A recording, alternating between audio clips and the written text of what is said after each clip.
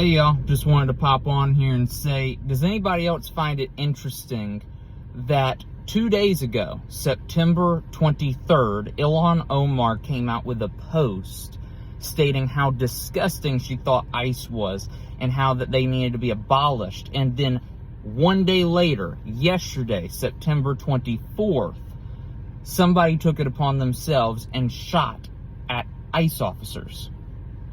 As I've said in the past, Ilhan Omar's rhetoric is very, very loose. She does not care what happens after she says something.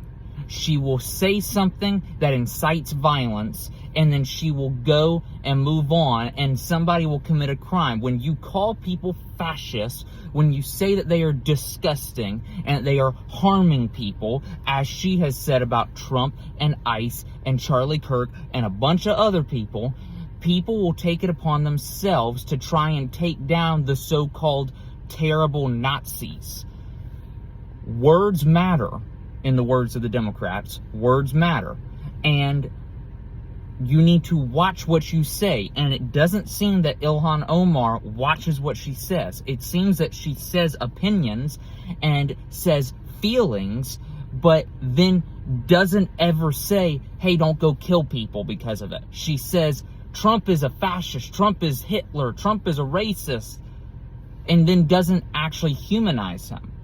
She calls upon people to go and fight back. The same thing that Nancy Pelosi, Chuck Schumer, and all of them said. Fight the Republicans, fight the fascists, fight all these people.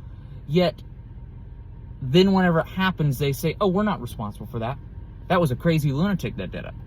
Even though those crazy lunatics normally listen to what they have been saying. I just find it interesting that it happened 1 day later. She makes a statement, and 1 day later, somebody goes and shoots at ICE. God bless.